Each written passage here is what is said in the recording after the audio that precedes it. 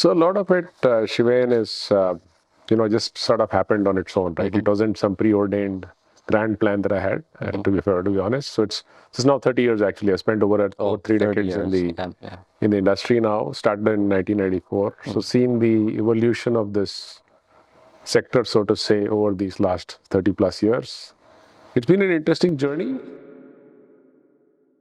For today's episode on Success Documented, we're joined by Mr. Sriram Iyer, a seasoned leader with over 25 years of experience in the world of finance. He has held various roles, including 13 years with the ABN AMRO Group, CEO of Religare Private Wealth, and CEO of Anand Rathi Wealth Management's Digital Wealth Initiative, and now serves as the CEO of HDFC Pension Fund. His experience across leadership roles offers valuable insights to the evolving world of wealth management and pension funds, which we'll discuss today. Good to have you on the show. Likewise, great to be here.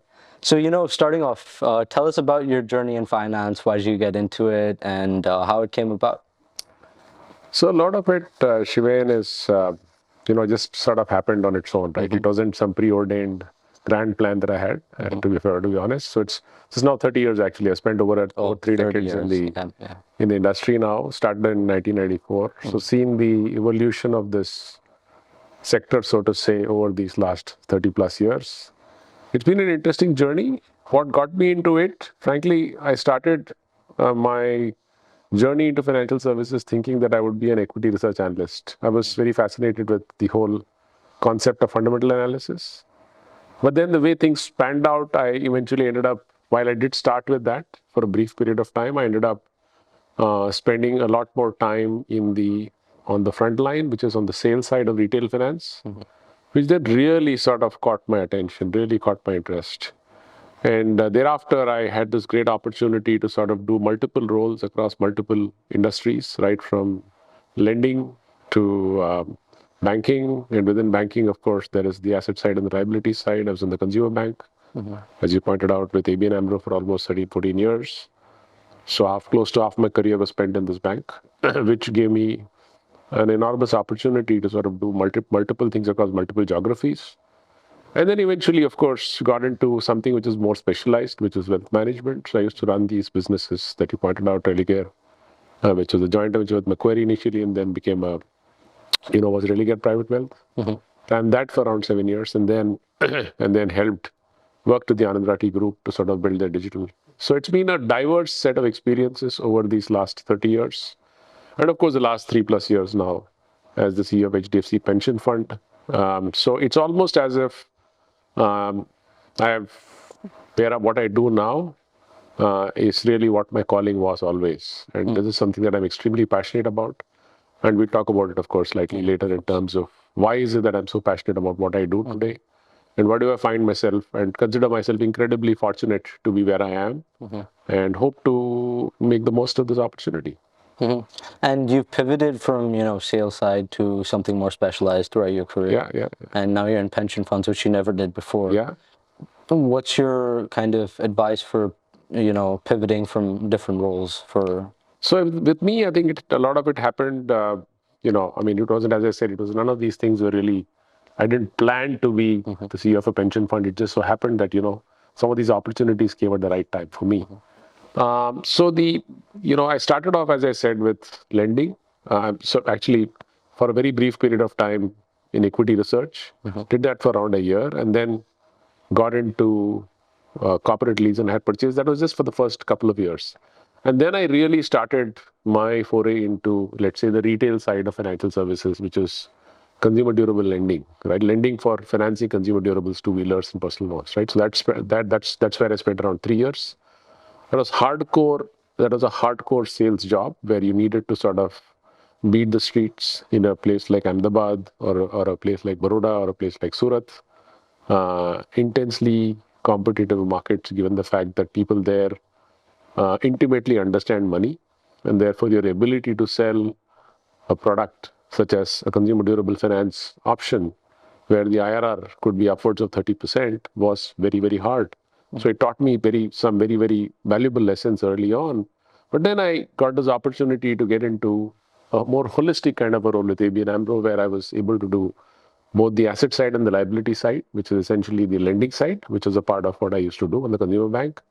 and of course helping raise savings accounts, current accounts, deposits, and so on and so forth, and understanding banking a little more than I did understand before I got into a banking role.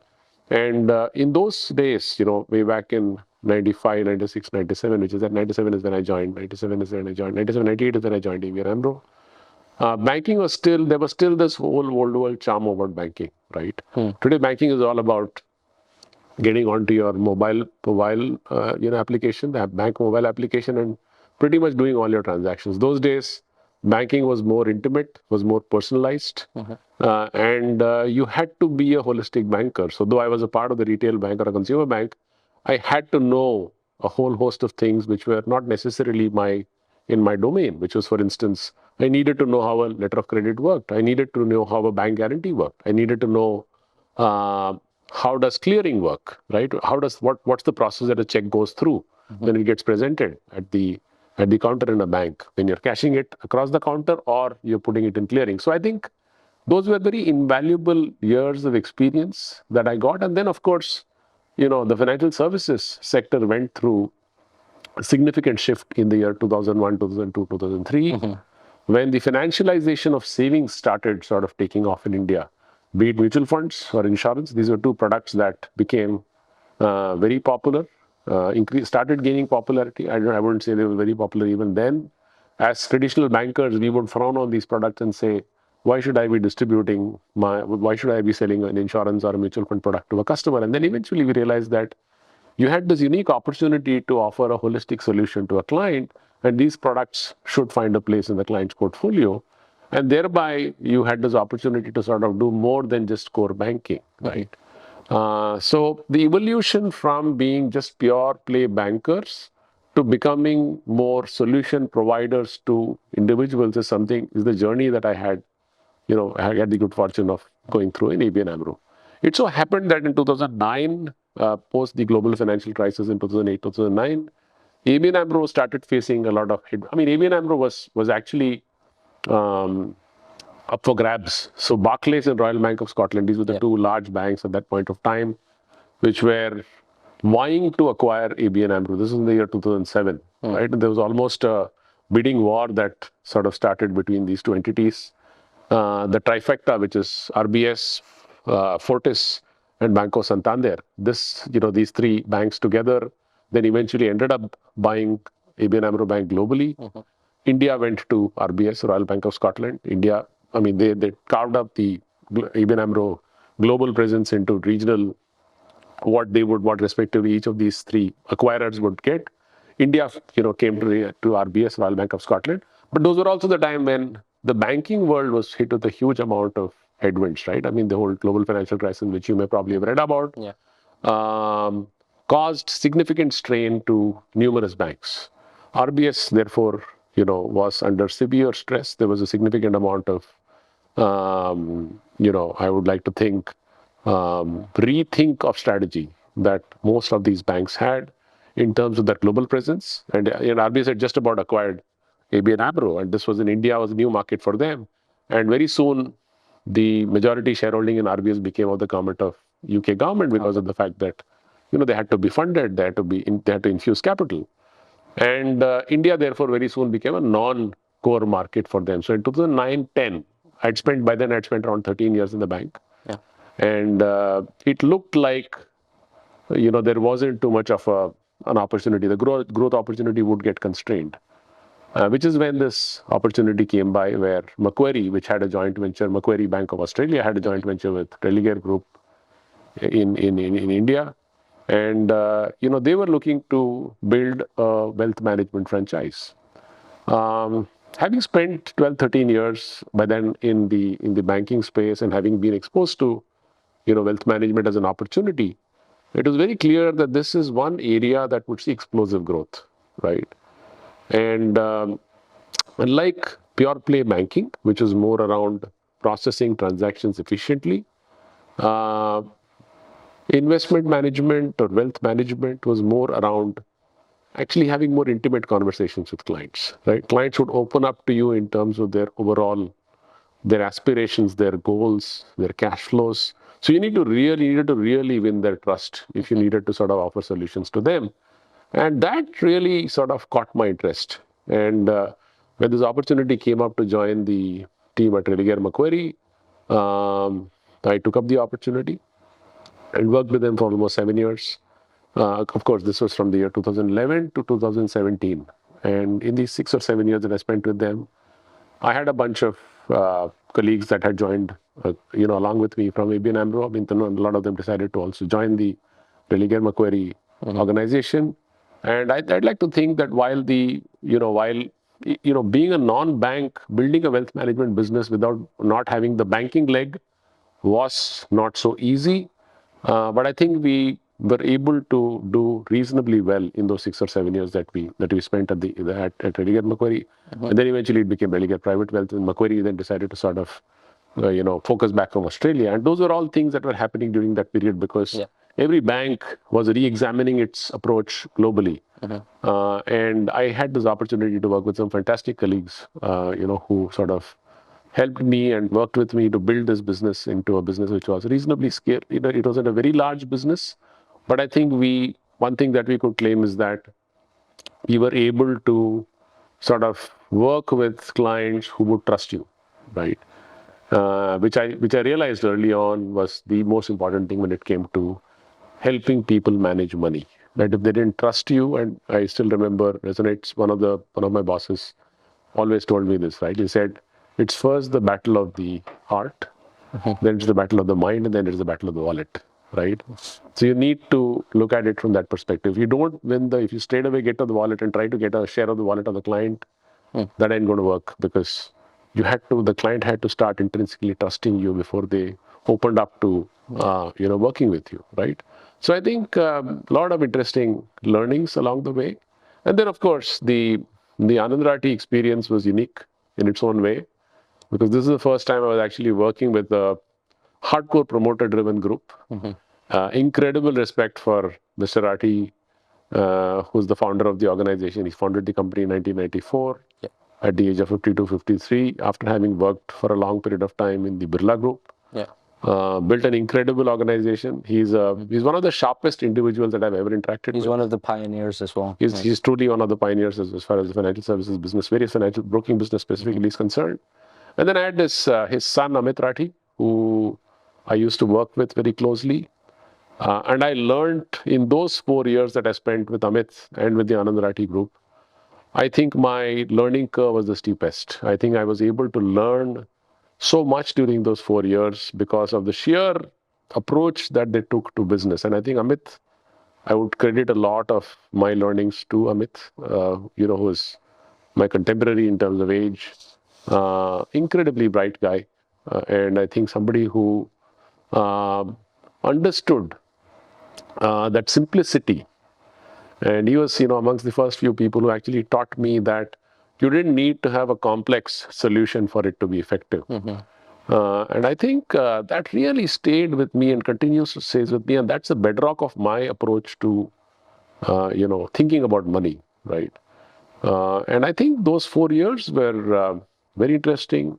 There were challenges because we did face COVID towards the latter part of my career there, 1920, which meant that you had to sort of relook at the way you were organized, the way you were structured, because revenue lines were getting challenged while cost lines continued to be where they were. And Mr. Rathi challenged me to do things which I wouldn't have probably done on my own, right? I think every single stint that I've had across these 5 organizations that I've spent time in has been very, very enriching, right? Not necessarily, things that may not at that point of time, if I look back on my journey, it feels as if, God, I was so incredible. I was so fortunate to have got all these opportunities. At that point of time, I would have felt, this is a challenging situation. But when you look back, every single day that you spent working with various people, and it's just people that you work with, right? Organizations is just the sort of the facade or the umbrella. I think, a lot of it has happened not by design. I must be honest about this, right? I don't want to sort of say that this is something that was preordained and I had this grand plan over the 3 decades that I want to be. And of course, the last 3.5 years with this group, with HDFC Group, I started working with HDFC Life Insurance Company as the head of their group business. Um, I must sort of acknowledge that people who hired me, I had no clue of the nature of the role that I was, but I think they saw something in me which they thought uh, would probably fit, what they were looking for in a candidate. And I think, these last 3.5 years have been incredibly exciting for me.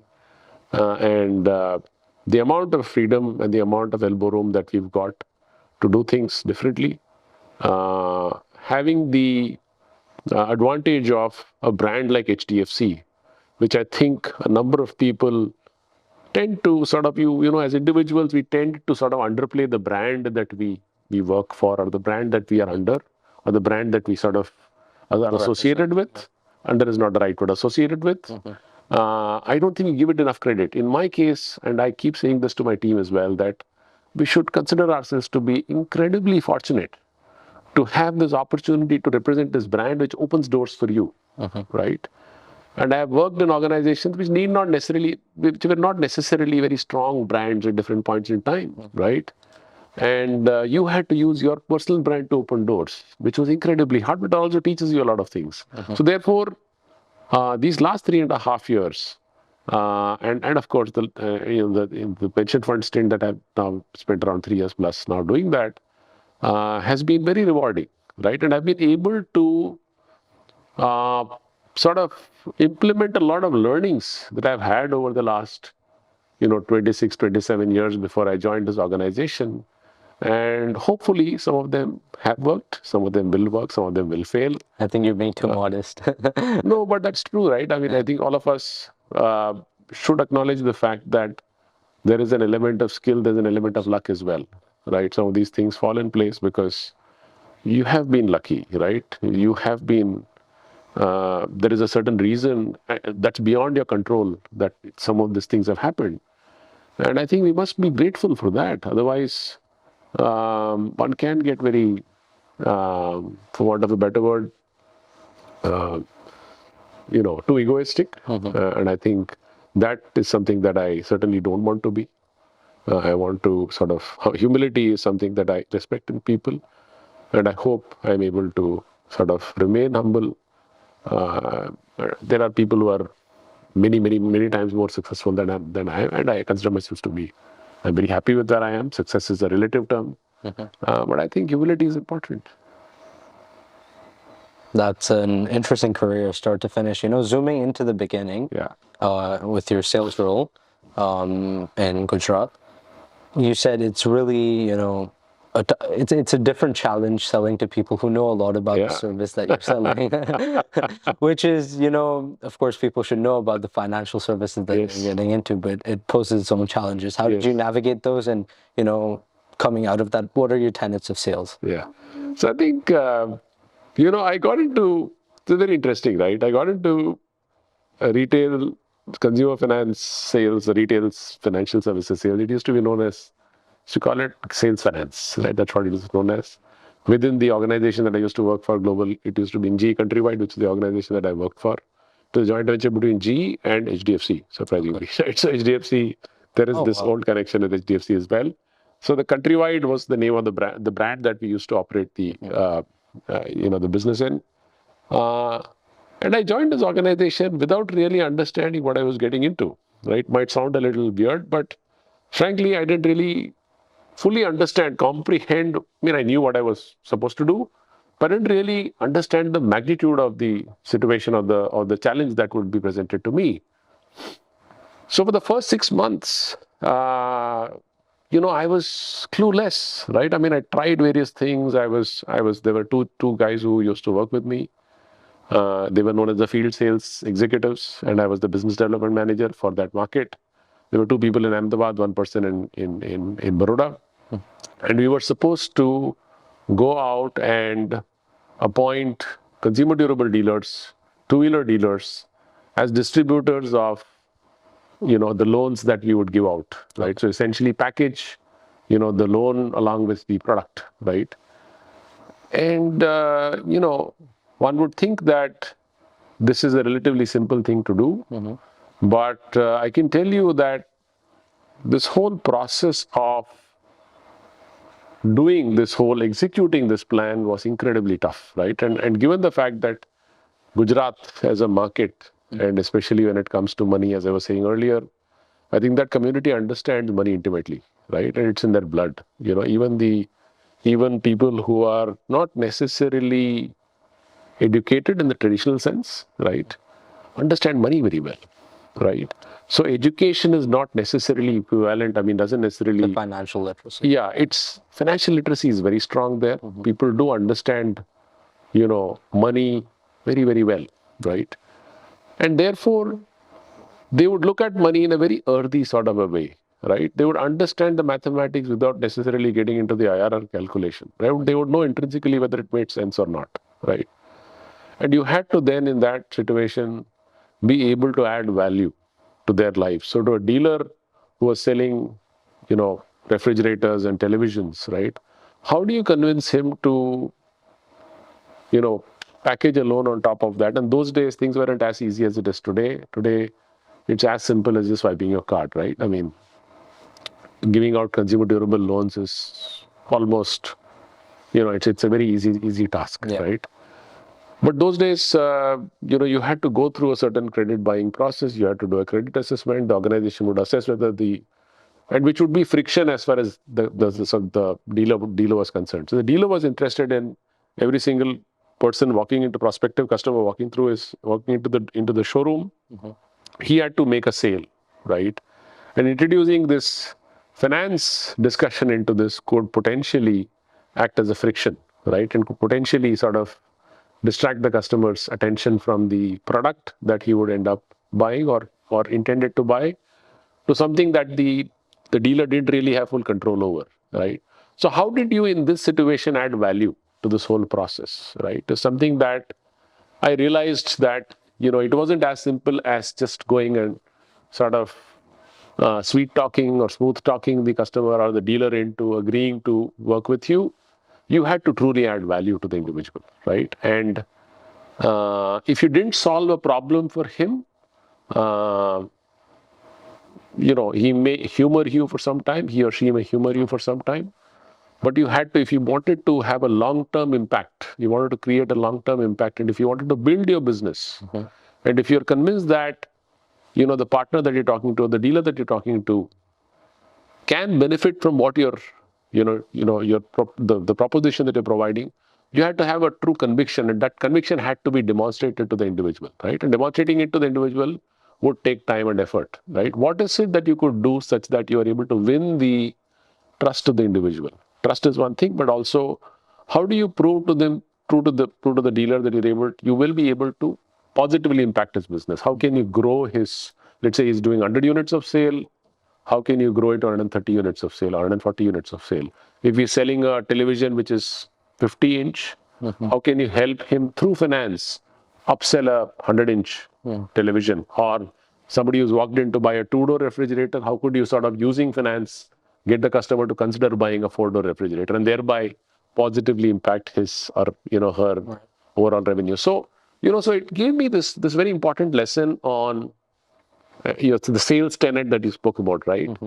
Sales is not about, many people mistake sales for being able to smooth talk. Or if you're a quick talker, or if you're a fast talker, or if you're able to sort of hold people's attention. Of course, that's important. I'm not trying to undermine the importance of communication, but that's just one part of it, right? What really matters, and in my career, I've seen people who on a scale of 1 to 10 would probably score a 4 on communication, but would be exceptionally good salespeople, right? Because they were solving problems for people. They were solving problems for their, for their clients, right? And that, I think, is the most fundamental thing when it comes to selling. Selling is not about, because you need to, as I said, trust, right? Trust is a very intrinsic part of any sales process, right? Before people buy from you, you need to get trusted by them. So therefore, you need to put yourself in their shoes, right? And that is something that I think, of course, you see most good salespeople would have this quality about them. They are likable, right? Likable. Because you need to have relationships which are lifetime. It's not a transactional relationship that you're getting into, right? And I think those are important lessons that I learned in that very short stint of almost 2.5, 3 years that I spent in GE Countrywide. Uh, and it was tough. First 6 months were incredibly tough. I didn't know whether I would be able to keep my job. And then, we were able to do a bunch of things. I don't want to get into those details now because they may not be relevant. But it was a combination of multiple things that really sort of was an inflection point for us, and our business just sort of took off. We were, after the 7th or 8th month, when I made a very impassioned plea in one of our review meetings to relook at our credit assessment process, and I said, the credit assessment process that we have built is meant for a Bombay or a Delhi. And we need to make sure that you're able to account for a market like Ahmedabad, which is largely self-employed. Right? You didn't have too many salaried customers walking through the door, right? Majority of them would be self-employed, and our credit assessment process was very salaried focused. The product was very salaried employee segment focused, right? I think the organization, to its credit and to my bosses at that point of time, they saw the passion and the conviction in what I had to say. And I still remember this presentation that I made in, I think it was in Lonavala or Khandala, where we had this review meet. And I was literally shuddering before I made the presentation. We used to have these overhead projectors where you would place a slide and the projector would sort of show up on the screen. And after 5 minutes of using my slides, I said, all of this is just mathematics, but the real problem is something that I'm going to talk about. And I think the sheer effort of having gone out in the field, working with my team members, my three-member team that I had, and facing the music, so to say, sort of taught me a lot. And I was able to go and demonstrate it in front of this leadership team, which had a bunch of people who were decision makers for the organization. They saw this, probably they saw this. I mean, I don't want to give myself too much credit, but they probably saw this fire in my eyes and my conviction around what I was saying. And within the next week, you had the head of credit for the country who visited Ahmedabad, said, I'm going to spend 3 days in this market, understand this market. I don't think we've done justice to this market. So they spent 3 days. The product guy came in, we relooked at the product, we fixed a lot of things. And then, of course, I had a fantastic set of people working with me, and they made sure that we were able to get to where we were able to get to. And then, of course, had this opportunity to talk about this so-called success story in one of our annual meets. So I think, those were some of the toughest times that I've had, initially, but also the most rewarding times, right? And of course, later on during this wealth management stint across Religare and Anand Rathi, and I learned from people around me. As I said, I spoke about Amit, number of colleagues in the wealth management business. The Anand Rathi group also has a very, very meaningfully large, very respected private wealth practice as well. And a number of friends who were senior bankers there who had spent a lot of time working with clients. And I learned lessons from them, right? I mean, you needed to, and the key is that, and I keep saying this to my team, that, every client or every prospect that you're talking to is not necessarily your client, right? And therefore, you should be able to, especially in a business that of, let's say, advising people or suggesting things to people. Advising maybe is a slightly more esoteric term, but suggesting things and, guiding somebody into a certain decision. You need to decide whether you want to work with the person, right? I mean, you have to also choose whether you want to, because not every client or every prospect is your client. Maybe that prospect has his aspirations, his wants, his needs are very different from what you can fulfill. And therefore, you need to be able to gracefully walk out of the door as well, right? So every client interaction will not necessarily end up in a bin, right? You need to assess whether you will be able to add value to the individual, right? Is your value system aligned to the counterparties, especially in a business like wealth management, where these are lifetime relationships. They're going to trust you with not just their wealth, but also a number of other things that would be happening in their personal lives, and and hopefully you'll be helping them plan the succession of their wealth as well, right? So I think alignment of interest, right, and therefore you can't have a relationship with an unequal. It has to be an equal relationship, Right. right? A lot of people mistake sales to be where you have to be subservient to the client. No, No. right? You have to be in the driver's seat because you're engaging with the individual because you're going to add value to the individual. I mean, I got a lot from your sales tenets. I took away two main things. Number one, if you don't believe in your product, your prospect will never believe in your product. Absolutely. And second thing I got is that you need to know who your ideal customer is, and you need to compare that to your prospect when you're making a sale. And if Absolutely. they don't match up at all, Yeah. maybe it's not the right sale to make. Absolutely. Right. You articulated better than what I said. What I said over 10 minutes, you were able to articulate it under a minute. Fantastic. Yeah, that's exactly. But it's your knowledge, so that's yeah. Moving on to your clientele. You've had clientele right now in the mass affluent sector, so pretty much all of India, and you've also worked with HNIs and ultra HNIs. How does your investment philosophy and leadership approach differ for both the segments? Interesting question, right? And it's sort of making me reflect on the approaches that I would have taken. I think fundamentally, right? Individuals are driven by, when it comes to money, we are all driven by fear and greed, right? And that's something that I think is a universal truth, irrespective of which segment, which geography, which country, which age group. I think these are two things that definitely sort of is all pervasive. I think the key difference is that obviously the individual in the mass affluent space is seeking to sort of build significant amount of wealth over a period of time. The ultra HNI or the HNI customer also is seeking to build wealth because their aspirations are very different, right? The aspirations of a middle class or a mass affluent individual is very different. The aspirations of a of an HNI or an ultra HNI, right? The ultra HNI may want to possibly take a space flight, right? I mean, and the mass affluent aspiration could be once in 3 years I want to maybe go on a tour of someplace in India or maybe somewhere around outside of India. So I think the aspirations, the scale of aspirations may be different, but they're all driven by aspiration. They're all driven by fact that money evokes fear and greed in people, right? So these are two sort of emotions that it triggers, right? So when you look at, I'm trying to think of individuals or clients that I would have dealt with, and how do they look at money, right? One of the things that I see, which is quite common to across the entire spectrum, which would be it affluent, mass affluent customers or HNI, ultra HNI customers, is that there is this desire for activity for the sake of activity.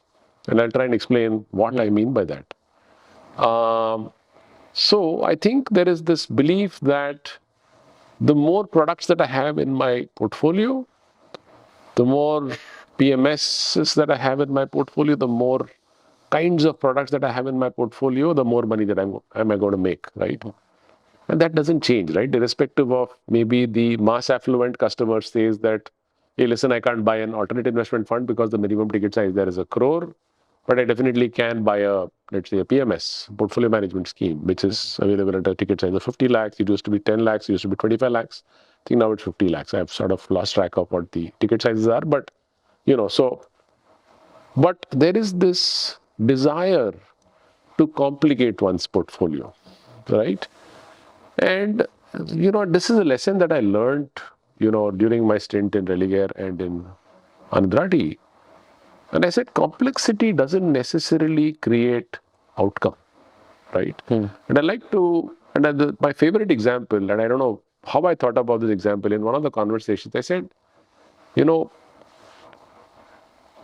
managing money, you have to treat it like it is an electric car. So the difference between an electric car and an internal combustion engine car, which is a traditional vehicle that we have, right? What's the difference between the two? Other than the fact that this is driven by petrol or diesel and this is driven by electricity, what is the key difference? The key difference is that the number of moving parts in an electric car are much, much lower, right? Okay. And therefore it lasts longer. Therefore it is maintenance free for a much longer period of time. And of course, the technology is relatively new. But the point I'm trying to make, or the analogy that I'm trying to sort of create between the two, is that simplicity at its core can be exceptionally rewarding, right? And I have this, I'm sure if you haven't read this author, then you must. There's this guy called Morgan Housel, who's a very popular, Psychology of money. his Psychology of Money, and then Same as Ever, and he's writing a third book, which I believe is out in the next few months. And I'm sure you would have heard his podcast. He does these 15-minute podcasts that he comes up with. I genuinely consider him to be one of the brightest guys when it comes to, and his philosophy around managing money is something that I fully ascribe to. Right? I'm in the same sort of school of thought about keeping things simple when it comes to managing money. Right? Keeping your portfolio akin to an electric car vis-a-vis an internal combustion engine, which will, in my opinion, things will blow up. Right? So how do you, as a advisor or a wealth manager, right? How do you internalize this learning, and how do you sort of manifest this learning, in some sense, in your interactions with clients, right? And therefore, you need to be able to choose who you want to work with, right? Because there will be some clients who will want the next new product, right? Naya kya hai batao, right? What's new, right? This everybody talks about. Why don't you give me something new, right? So this newness is something that you keep seeing in various kinds of clients, irrespective of your mass affluent, affluent, or HNI, right? This doesn't change, right? This desire to, and that's where I said activity for the sake of activity, right? Inactivity, in my opinion, actually is very rewarding when it comes to money, right? If you can resist the temptation of not breaking the compounding journey, right? Because, and you'll find it difficult to believe, but I have seen portfolios of, and I'm not generalizing it, but a number of customers who are technically ultra HNI, right? If you ask them, what's your portfolio return? Firstly, they would not be aware of it, right? They wouldn't be aware of what their overall portfolio returns are, right? They're just interested in this next new product, right? What can you do differently for me? Can you get me this long short fund that everybody's talking about, right? See, ultimately, products are commodities. All products on the financial services side have become commoditized. There may be some products, even early stage investing or angel investing has now become a commodity. At 5 lakh rupee ticket size, you can participate in opportunities, right? So everything is accessible to everybody, right? So therefore, how do you add value as a wealth manager, right? The role of a wealth manager is to essentially help to customers that you want to work with. As I said earlier, not every individual that you talk to is a potential client, right? You have to be able to work with clients who agree with your approach, or agree with your philosophy. And you need to be able to showcase your philosophy and approach on simplicity, on not having too many moving parts, on not complicating your portfolio, on not interrupting the compounding journey, on keeping things simple, holding the hands of the client during times which are very tough. Like last 2 months, last 3 months have been fairly tough, right? I mean, people have seen their portfolios erode by 25-30% equity, right? And people are starting to think that is this a long winter ahead, right? So how do you hold their hands and tell them that, listen, in the last 50 years, right, this is what's happened, right? This is a feature and not a bug, right? The fact that over the last 5 years, the markets have been on an uptrend doesn't mean that it's going to remain like that, right? So how do you use numbers? How do you use facts to drive home the point that things will eventually turn around, right? And building wealth is a journey of 25-30 years. It's not a 1 year or a 2 year journey, right? So how do you communicate this to people? How do you communicate this effectively to people, right? And therefore, work with those clients, right? So your question was around, I've sort of digressed from your question, but I think it is, it's very difficult to, of course, different stages of life, different aspirations broadly, but I think the approach towards money is what I'm talking about, right? How do you approach money? You can't have a goalpost which keeps moving, right? You can't be benchmarking your portfolio returns on the next door neighbor Sharmaji's returns, right? It is your life. And Morgan Housel says this, right? And I love this quote of his. He says, personal finance is more personal than finance, right? So therefore, it's very individual. And therefore you need to sort of work with people that you truly love working with, who see value in what you have to say, right? Boring is good, right? This is what I have, and this will not appeal to 8 out of 10 people. Yeah, I mean, Peter Lynch said something similar. He's like, I find the most boring businesses that I can find and I invest in those because no one else looks at them. That's right. So the most effective strategy in making money, and these are all things that I practice, right? I mean, I don't have complex products in my portfolio at all.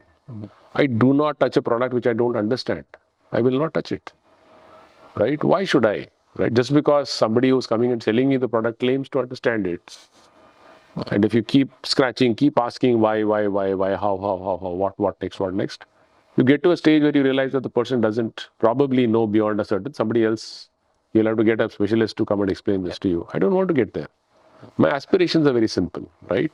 So I think it's in some sense related to the question that you asked as to what's the kind of, so leadership style, when you work with individuals, with team members, you need to be able to get them to believe in this, right? Because there are a lot of people, there are a lot of temptations out there, by which I mean that if you're a wealth manager who believes that this is the right approach, there are a whole bunch of wealth managers and, due respect to them because they probably see value in that approach, right? Which is to come up with a new solution, new product, new approach every other month, right? Which is good luck to them, but you need to be able to demonstrate success and patience to your team members such that they truly believe it's not just talk, but also something that you're able to demonstrate to them can work, right? So I think this is a business of apprenticeship. Wealth management is a business of apprenticeship. You need to be able to roll up your sleeves and do things along with the person in the front line. You know what? I think moving or changing parts gives the illusion of innovation. Yes. Wherein innovation is actually building upon what already exists. Exactly. Absolutely and right. I think that's where a lot of even entrepreneurs in that manner, they're like, oh, I did this for 6 months, it didn't really work out, now I should start doing this, right? But it's more like, I did this for 10 years and now it's working because of what I did in the past 10 years. Exactly. Right. And I think that's something that you've been talking about this entire time. So yeah, very true. And I was going to ask about trust, how you build trust within these different clientele bases, but you've already talked about that. I mean, maybe you can touch upon it a little more. Yeah, so I think, as I said, you need to be genuine, right? And that's something that I think is not easy to do. You need to be vulnerable as well, right? So you need to be able to acknowledge to people that I have made mistakes, right? I think it is very underrated, right? I don't have all the solutions. I could be wrong. I don't know what's going to happen to the market tomorrow. Be genuine, right? And I keep getting asked this question time and time again because I manage a pension fund. I'm the CEO of a pension fund, and therefore people expect me to know what's going to happen tomorrow to the market. And that's a question that I keep getting whenever I go down on walks. Yeah. If I have people that when we get talking and they realize that I'm in this business, they'll say, "Acha, kya lagta hai?" Right? What do you think is going to happen to the market tomorrow? I have no clue. Absolutely no clue. And there are days when I don't even look at the market. For many days, I don't even see what is there what's happening in the market, right? Because it's noise, right? I am looking at a journey of 25 and 30 years, right? If my clients are able to get a compounded return of 12, 13, 14% in my pension fund over this 25-year journey, I think we've done a pretty good job, right? Because 90% of customers don't end up making that kind of money. I talked about earlier about complex portfolios. Yeah. I mean, the biggest thing that matters is really asset allocation, right? Everything else is just a matter of detail, right? There is a study which, again, Amit Rathi helped me understand this. And he said, there's this and there's a study of pension funds, interestingly, and endowment funds, which actually said that the impact of asset allocation on outcome is to the tune of 92%, right? 5% is product selection, 2% is timing, right? So timing and product selection actually matters much less than what people end up spending majority of the time on these two. Yeah. Which is this the right product? Is there a better product? Is there a cheaper product? Is there a you're trying to optimize on things which don't matter, right? Ignoring what matters the most, which is, do you have enough amount of money if you're creating long-term wealth? I'm not talking about 2 years, 3 years, but in looking at long-term journey, do you have allocations in the asset classes which is aligned to your goals, right? If you want to beat inflation, you have no option but to be in equity, right? There's public equity, there's private equity, and then we can, there's a whole host of things around that, right? But liquidity is important, tax efficiency is important, right? Simplicity is important, right? And if I'm able to understand what the fund manager is doing, I'm happy to do that. And I know for a fact that there'll be years when markets will be down by 30%, but my journey is a 25-year journey. Why should I worry about a 30% correction? I should continue to stay the course, which is where the role of a wealth manager comes in, right? How do you navigate through those? In good times, everybody is a good fund manager, right? How do you, a wealth manager or advisor, right? Tough times, how do you navigate through them? How do you help clients through those choppy waters? That's important. And that's where trust comes in, right? I think people start trusting you when you're not making grandiose promises and falling short of. In fact, under promise, over deliver is something that I very, very firmly believe in, right? Understate your importance. You don't have to, you don't have to shout from the rooftops. Deliver, right? People will see value in you, and that's a lot more valuable than just talking big things and ending up. So that's the other thing that I keep telling my team, right? Be grounded. Yeah. And don't promise the moon, right? You will go wrong, and tell them that you will go wrong. Yeah. And sometimes, and they're human, they've gone wrong, they understand these things. You're not perfect. So if you're able to humanize this conversation, I think you win trust. Right? People start believing that you're talking, you're talking sense.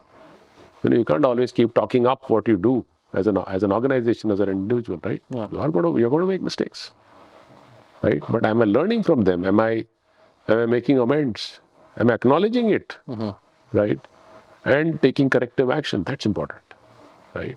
That's what people expect. I don't think they expect a perfect solution. Everybody knows things will go wrong. Yeah, but I think when you make too many promises, it ends up like Jordan Belfort from The Wolf of Wall Street, and then no one wins in that situation at the end of the day. Exactly, but it's very tempting to do that, right? And especially when one has seen a lot of success, right? It's almost as if this person can never go wrong, right? Which is a huge red flag in my opinion. Huge red flag. Right? Yeah. And one more thing that you said that stood out to me is whatever's happening on a daily basis is noise.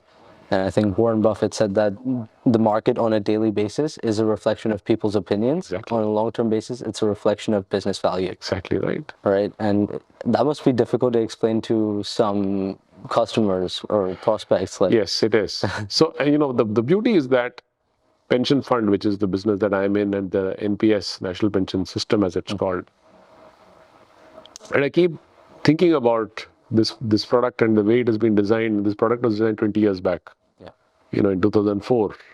And a set of people got together and, they were given this responsibility of, creating a product that could potentially be replace the defined benefit pension schemes that existed till that point of time, 2004 January.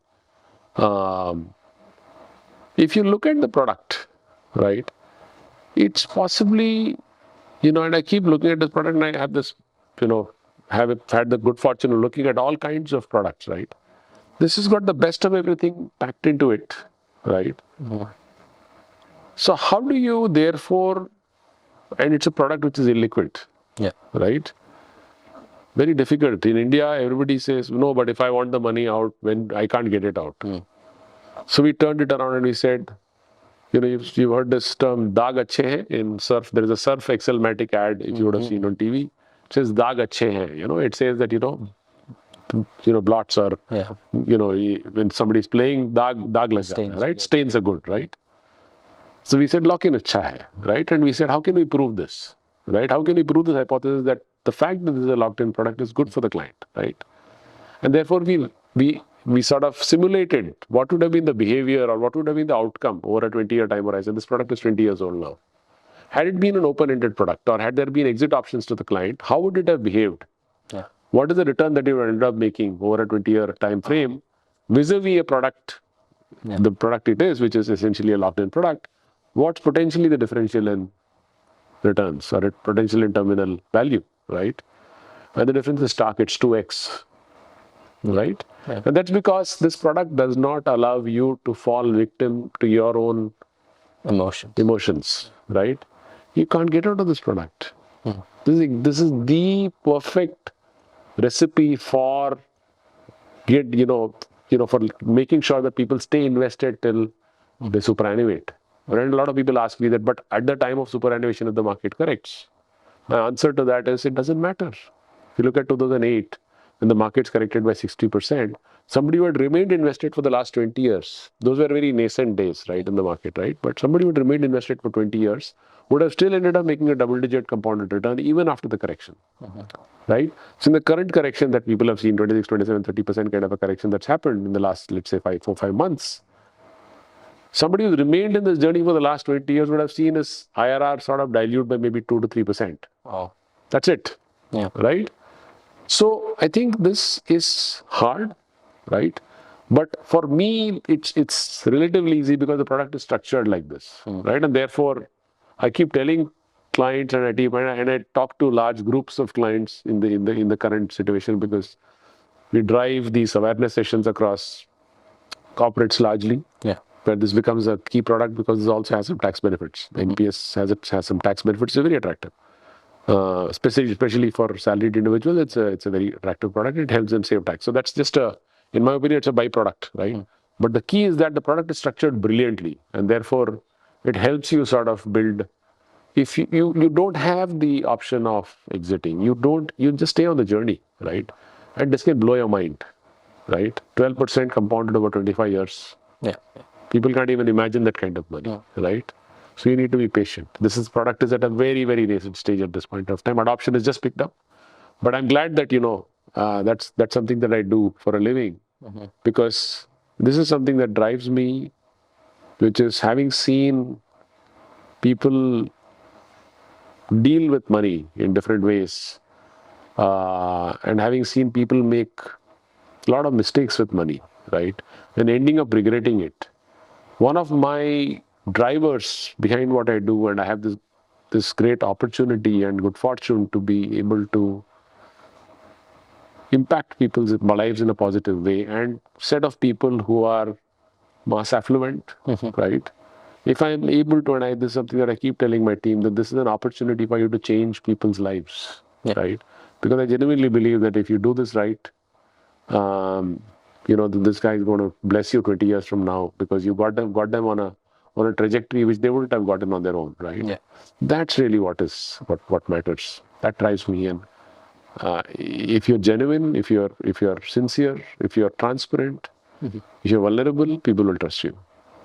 Now, touching upon your passion for NPS and the current job you're working in, tell us about that. So as I said, this is a product which seeks to, what does it do? It essentially is a product that helps people build a meaningful retirement corpus, right? I'll give you some statistics. In India today, we are an incredibly young country. People like you really are the majority in India. The median age is 29, which means that over 70 crore, Indians are below the age of 29. But there is a looming crisis if you don't address it, right? 1 in 12 Indians are today above the age of 60, right? Which means that there are roughly 11 to 12, give or take, crore Indians above the age of 60, right? Which means that they are at an age where their regular income is, unless you're a self-employed individual running your own business, your income is sort of come to an end, right? Second big change that's happened in India is that families have gotten more and more nuclear, right? By which I mean the earlier, and this is a sharp change that's happened in India, right? With urbanization, nuclearization of families has been the biggest outcome of urbanization in India, right? Because parents continue to remain, stay in places, other than different from where the children are. And in any case, I think people want more privacy, people want more, their own life. And therefore, if you look at number of individuals per household has actually dropped from something like 5.2 in the mid 90s or late 80s, early 90s to something like 3.2 today. So there's been a sharp drop in terms of the size of the family, right? So the family unit has become smaller and smaller. And therefore you have to fend for yourself, right? On top of this, while financial literacy in India has picked up, financialization has picked up. I'm not so sure about financial literacy, right? There is this whole thing about 15 crore demat accounts and 20, I don't know what's the latest number. I think it grows leaps and bounds. So I think probably 15, 17 crores of demat accounts. I think it's 18 now. 18 crores now? Yeah. So last number that I read was 10 crores and it feels like it was just a few months back, but it's now 18 crores, right? So 18 crore demat accounts, 6-7 crore unique mutual fund customers. I think so there is financialization that certainly happened. Financial literacy, I'm not so sure, right? And I think there's an opportunity for us to really sort of seize this moment because, as society becomes more prosperous, and this is something that, we've seen in developed economies as well, as they get wealthier and wealthier. India is still a very, very poor country, right? I mean, less than $2,500 per capita income, right? We are a fairly, low income country, not even a middle income country, right? From low income, you need to get to middle income. But in this movement from low income to middle income is when financial services products will sort of explode in terms of size and scale and opportunity, right? So to your question on NPS, right? I mean, you said, what is it that about NPS? What is it that I think this product does something which a number of other products potentially can do but don't do, right? There are three, four things that work for this product. Number one is the fact that it is structured brilliantly, right? It is structured in such a manner that willy-nilly investment returns will be equal to investor returns, right? In most financial products, because people can get in and get out, the product would have done well, but the investor may not have necessarily made money. So this is a product where, given the fact that you're locked into it, the architecture is such that you're locked into it. Of course, there is a lot of flexibility within this, by the way, right? You can change fund managers twice a year. You can change your asset allocation 4 times a year and so on and so forth, right? Without any cost, without any taxes, right? So incredible flexibility within, but you don't get it on the product, right? That's one. Second thing is that this is a product that is done at a cost which is a fraction of other comparable actively managed funds, right? So the cost structure of this product, all in, I mean, you take all costs that are associated with this product, it's less than 15 basis points. Wow. Right? Fund management cost is in the range of 3 bips to 9 bips, right? Basis points. Now compare this to actively managed universe, even index funds there would end up charging you 20 bips, right? Actively managed funds, probably 100 bips or above, right? So there's an order of magnitude difference in terms of cost. So it's a very low cost product, right? And therein lies the nub, right? I mean, the point is that a lot of the returns are lost to costs. And cost, the way returns compound, costs also compound, right? And therefore, this product is priced in such a manner. It's sort of, and it's a government product, right? It's a product which is being sort of created by the government through and is administered through the regulator called PFRDA. So the product is structured in such a manner that it will willy-nilly. See, you look at employee provident fund, which is the other mainstay for a lot of individuals who are salaried, right? If you look at employee provident fund over a period of time, people when they get their EPF corpus on retirement, are not able to believe that they've got such a large corpus, right? A lot of them say, oh, wow, and that's happened despite the fact that the compounding has happened at a rate of maybe 8-9% over the last 10-15 years, right? Imagine that 8-9% becoming 11-12%. That's massive. Massive, right? This is something that people don't realize, right? That's the reason why I'm saying this product is very new. This product was introduced to all citizens in 2009, 2010, right? It's just 14 years. Adoption of the product has only picked up now, right? So as a product, I think it holds incredible promise because fundamentally it's a beautifully designed product, right? yes, one could argue that the cost structures are way too low, and therefore, which I think the regulators will look at and they will sort of, and it's a work in process, right? So things will change, right? But I think fundamentally the way the product is structured, I think it's absolutely brilliant. And every single Indian, irrespective of whether you're a salaried, self-employed, whether you want to save tax, don't want to save tax, it doesn't matter, right? You should participate in this, right? Because this product, and if you've got the right asset allocation, of course, you've got, equity, corporate bonds, government securities, and you can sort of choose how much asset allocation you want. Earlier, younger you are, larger should be your allocation to equity, 70% in equity, and just stay there. Stay invested for the next 30 years, right? Continue to contribute, and you will see it's going to be magical. Yeah, I mean, you think this product is perfectly designed, but if you were given the liberty of changing maybe one or two. So a couple of things, right? So one is, I think, the fact that this product does, force you to buy an annuity at the age of 60. When you superannuate or whenever you get out of the product, there is a certain portion that you need to use to buy an annuity, right? Now, in my opinion, my personal opinion is that it's a good thing, right? And the reason why it's a good thing is that it makes sure that with a certain corpus that you have at that point of time, you are buying into a product which will guarantee you a fixed cash flow for your lifetime. An annuity is the only product which actually guarantees you a rate of return for your lifetime. There's no other product which does that, right? Because the insurance company, which is the annuity service provider, is actually taking the longevity risk from you, and it is taking it onto itself, its own books, right? It is guaranteeing you a certain rate of return for your lifetime. In my opinion, that's a fantastic product. That's a fantastic feature in this product. But there are certain segments of the industry there certain segments of people who say, listen, I don't want to be told what to do. Okay, I built this corpus, and right till the age of 60, I've stayed invested, built this massive this corpus. Why are you forcing me to buy into an annuity at that point of time? I may choose to do something else with it. I think that's one area which I think in the unified pension scheme, which the government has announced for central government employees, there is a systematic withdrawal that happens from this corpus every month, or on whatever is the frequency at which they employ. So I think those are all changes, and that's one change that I'm not saying that, in my opinion, it's a good thing that there is a certain, because a large portion of the Indians that are buying this product may not necessarily know at that point of time as to what should you do. They may be overwhelmed by the choices that may be there, and therefore making sure that at least 40% of it is used towards buying an annuity is actually a good thing, right? Other than this, I really can't find anything, in this product which needs improvement, right? And it is fascinating that this product was put together 20 years back. And some of the doyens of that time, and I say Dave, who used to be the chairman of UTI at some point of time, and he was the person who was responsible for this committee, which was set up to come up with this solution. It's called the Oasis Committee. Right? And you must read up on Oasis Committee. It's a very interesting report. You read the report, and it will feel as if it's been written now, right? Which is unusual for the finance. Which is quite unusual, right? I mean, and this entire architecture is fully digital, right?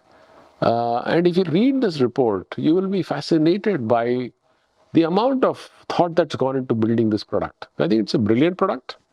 Some tinkering here and there one could keep doing, keep sharpening. I mean, the systematic withdrawal plan was launched last year, right? So it's a fantastic feature that was launched. Maybe there could be a little more flexibility to the fund managers, because as the fund size becomes larger and larger, what happens is that the universe of opportunity that's available to you to invest needs to expand a little bit. I think the regulators are looking at it very positively. I'm told that they're looking to expand it slightly.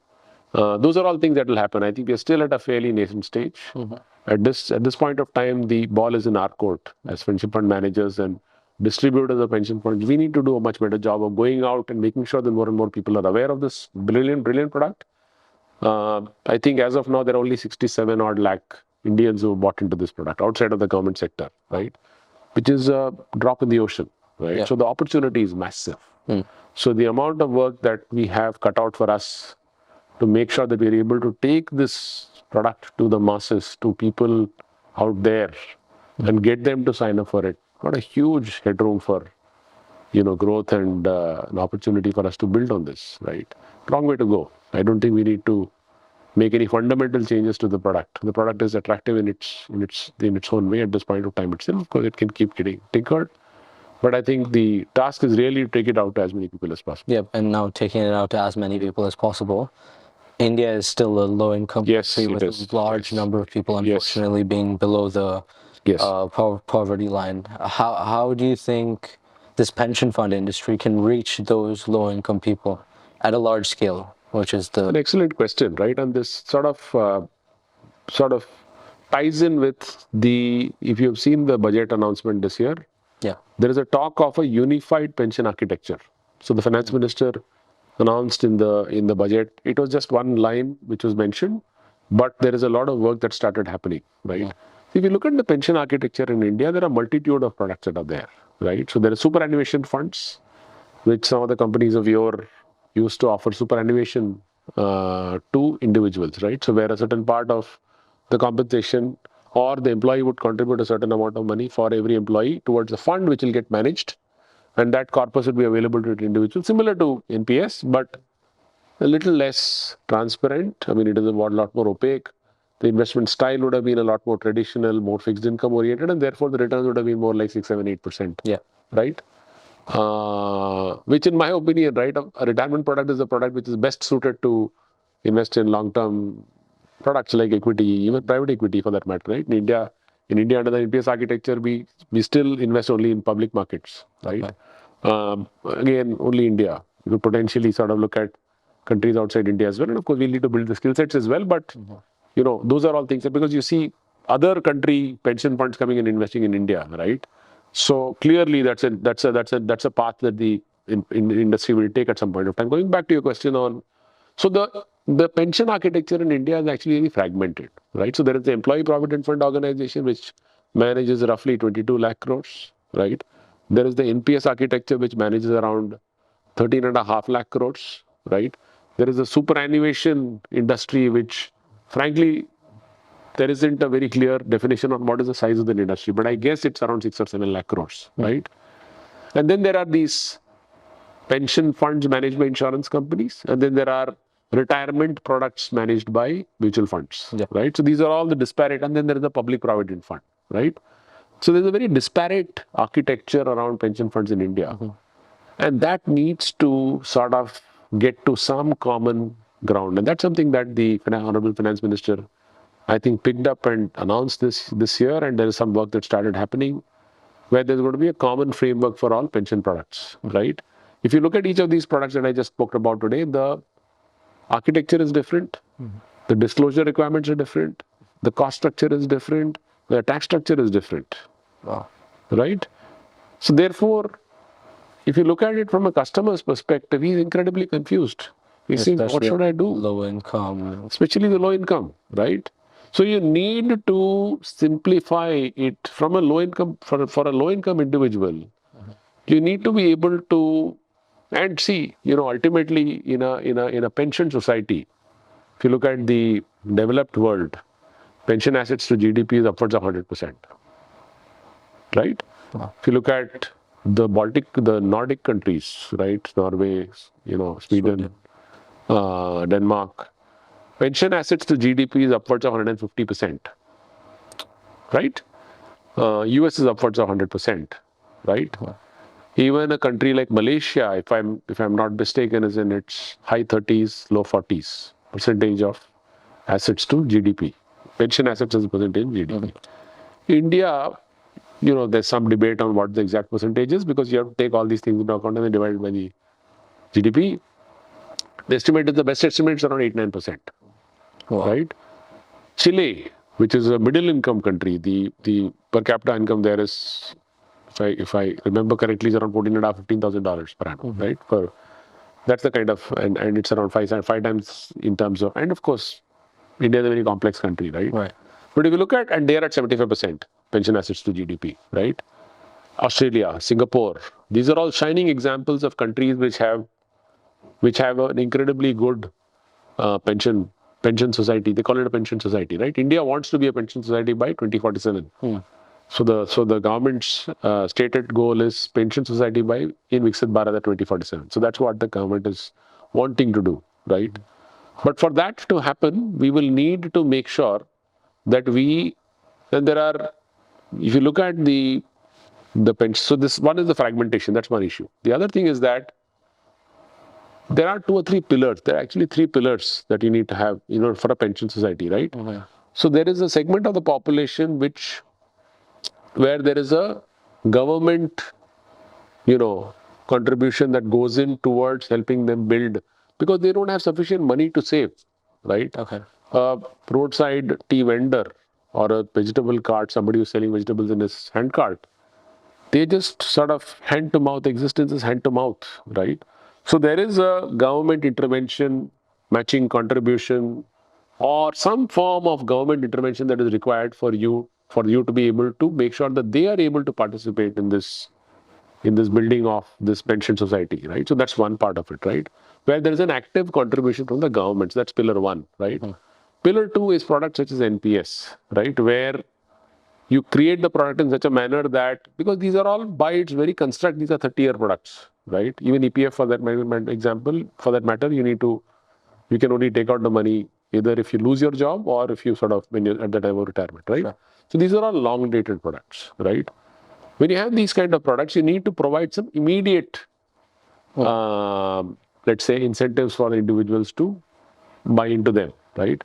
And then there are some behavioral interventions that you can make. For instance, opt out instead of opt in, right?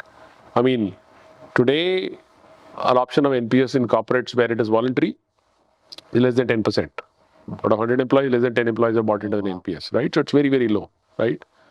So we've been engaging with a number of companies saying, how do you make it more, how can you make it more compelling for the individual to buy into this product, right? So opt-in, opt-out is a classic tool that's been used for various other things, right? With organ donation, I'm sure you've read about studies on how organ donation rates went up when it was made opt out instead of opt-in, right? Similar nudges around, various such nudges can be done such that people willy-nilly participate in this. So you think it's more for government intervening using nudge theory to sort of... It's a combination of multiple things, right? So at the right at the bottom, which is the pillar 1 that I spoke about, government will need to intervene, right? They will need to provide for this in the budget, right? So they will have to actively contribute. The government is doing a bunch of things, but I think it needs to get a lot more coherent as far as pension is concerned. There's something called an Atal Pension Yojana. You've heard of this. It's called APY, Atal Pension Yojana. That's also administered by PFRDA, right? So there is some form of guaranteed payment that gets made to the individual at the age of superannuation, but that number is very small, 1,000 to 5,000 rupees, right? Oh. It's hardly anything, right? It is not sufficient for them to, to even, do something basic, right? So I think this whole pension architecture will therefore need to be looked at more holistically, which the government, I think, is on the path of. And also let's keep in mind that one is having sufficient money at the time of retirement, but also other allied things, like for example, healthcare, which is possibly one of the largest expense items that will come up as one ages beyond 60, 65, 70. So that will be another large component that will come into play, right? How do you integrate some of these things and make it into look at the Singapore system, right? And I don't have getting into the exact details, but it's a combination of old age income, healthcare protection, corpus. It's a multitude of things, and you're forced to save into that. If you're working there, you're forced to save into that, right?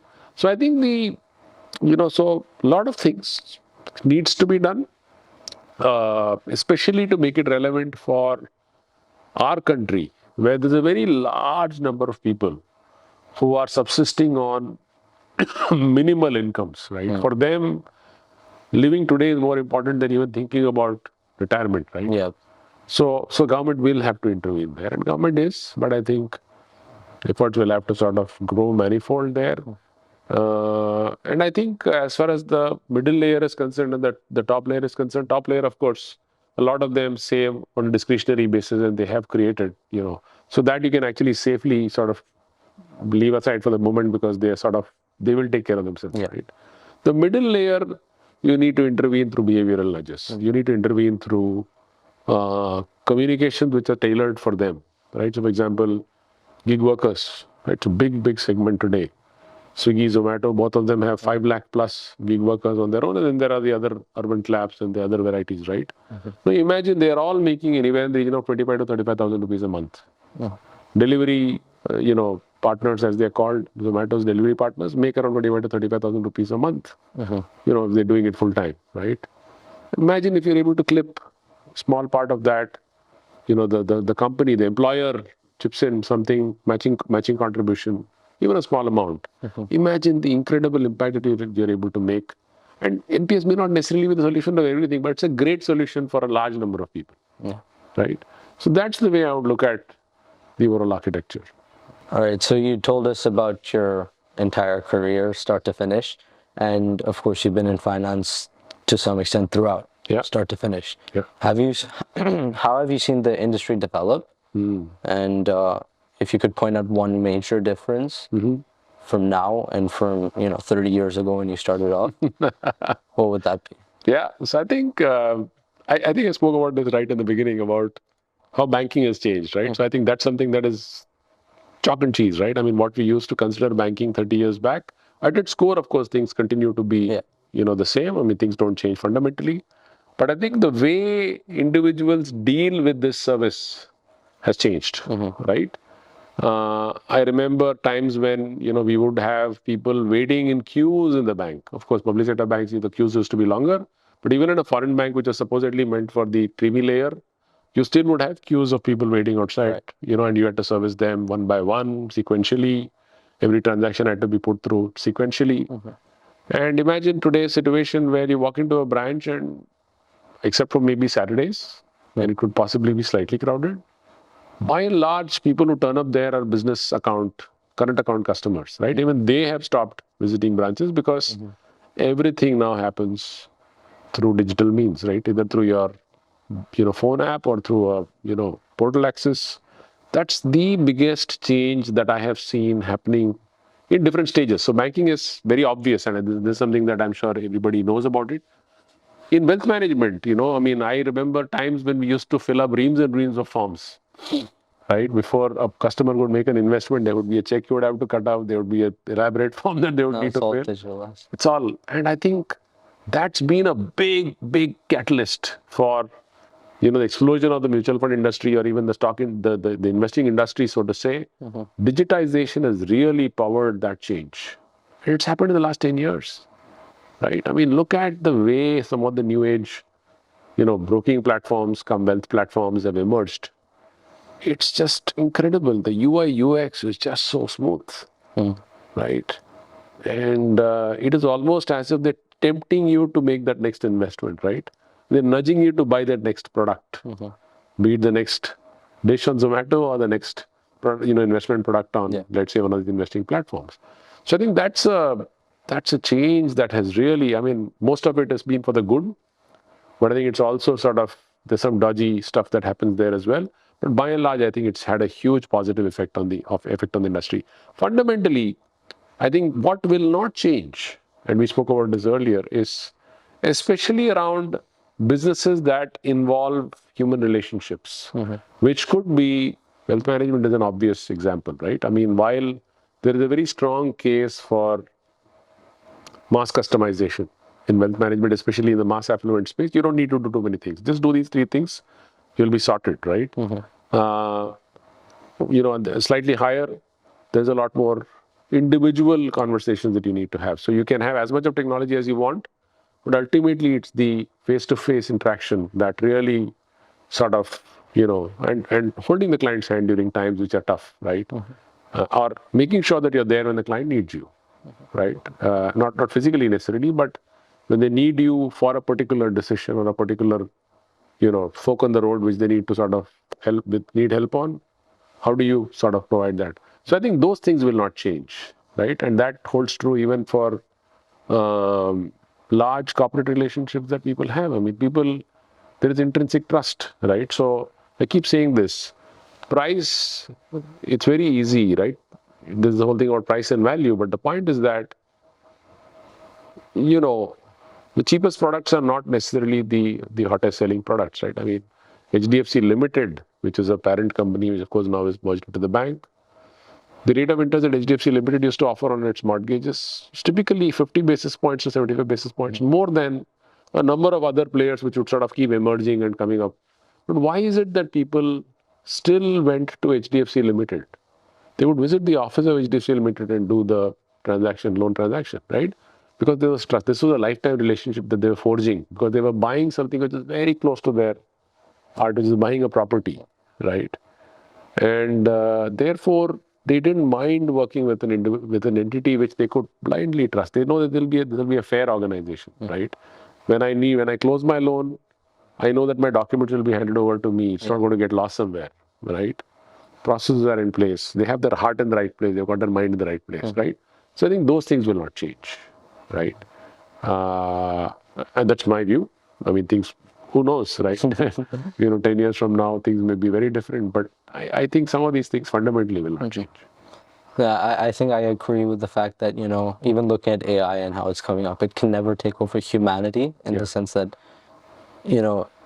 they give the doctor example. You can replace the doctor with an AI that gives the same diagnosis with a higher accuracy. But you'll never replace that, the relationship between a patient and a doctor. Exactly. And that won't change in any industry, let alone finance. Yeah. Exactly right.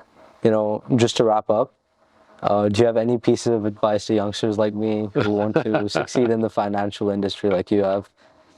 The beauty is that you guys are so incredibly smart. I don't even know what I would have been doing at the age of, at your age. I was probably whiling away my time doing some stupid things. But so, you guys, I mean, this generation and your generation, my daughters are older than you, much older than you. I think the amount of exposure, you guys are far more worldly wise than we were, right? And that will hold true for every generation as things sort of develop, right?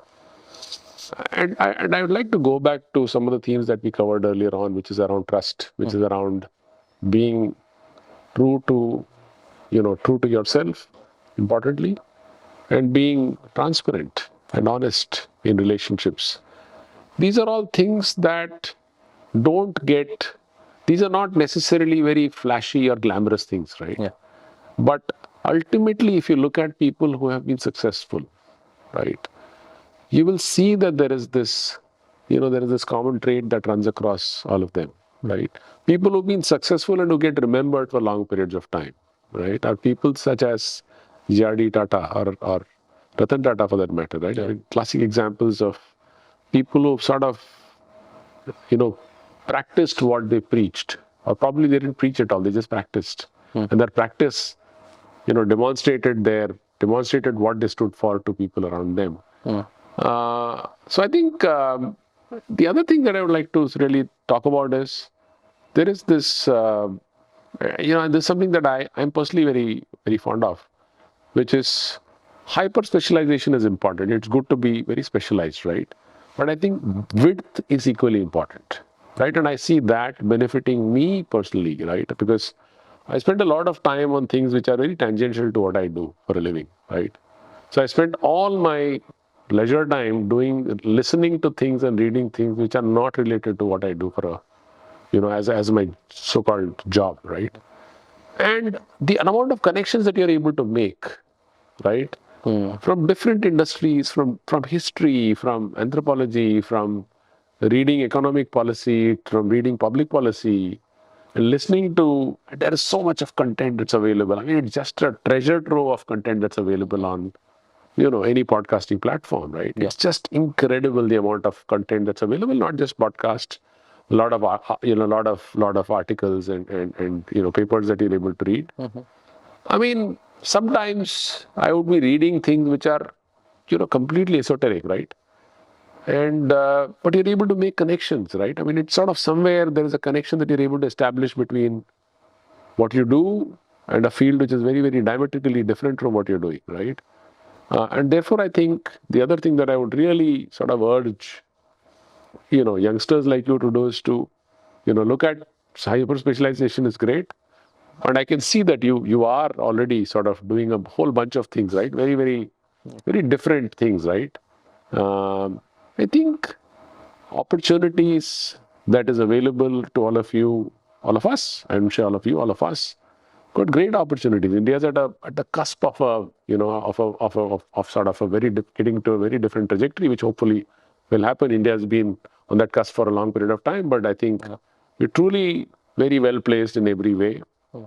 We are all incredibly fortunate to be in that top 2-3% where you have access to all kinds of things, be it technology, be it resources. And we must make the most of this opportunity to be able to create impact, because disparity is the biggest thing in India, right? Disparity in income really, really bothers me. Now, frankly, I mean, I haven't been able to do much, but through the work that we do in NPS, right, we are hoping that we are able to touch the lives of people who are, let's say there's a mine worker sitting in some mine close to Nagpur. I mean, my team has gone there, done awareness sessions and made sure that people signed up for NPS, right? And I know for a fact that if they stay on the course, they'll make good money over a period of 10, 15, 20 years. And that's one way to sort of change lives. So I think if, we can keep blaming politicians, but bureaucrats and so on and so forth, but I think all of us need to participate in this, in this mission of disparity is something that we'll have to bring down. India has a this huge disparity between the haves and the have-nots, right? Yeah. And it's not easy, but I think we need to, maybe it's a topic, but I see that, this generation, people like you, are a lot more socially conscious than we've ever been, right? And I think that's great. We must do more of this, right? And hopefully that will help us as a country and, get a lot more even in terms of the wealth distribution. And otherwise, the top tier will keep, prospering and probably getting out of the country, right? Yeah, I guess we need to. It's all of us need to participate. In That's this brilliant transformation. advice. That's the most unique advice we've seen thus far, in the sense that you've also talked about the social aspect of it, which is so deeply important in a developing nation like we are in. So, where can people keep up with your work? I mean, I'm on Twitter, but I don't tweet also because of the fact that I hold a position which I don't want to say anything which can be controversial. But I do post once in a while on LinkedIn. So you can find me, Sriram Iyer, HDFC Pension. You'll find me. Yeah. I have participated in a few podcasts that I've done with people like Anupam Gupta and a few others. I like talking about NPS. Every opportunity there is to talk about NPS, I don't miss. And so I think some of the podcasts that I've done with folks who have sort of been very patient with me, and of course LinkedIn is someone place where I'm sort of more in the knowledge acquisition mode always. That's great. Yeah. And I think there is a lot to learn from people around me. And that's what I try and spend as much time as possible on. That's great. Good to have you on the show. Thank you. Pleasure having this chat with you. Thank you.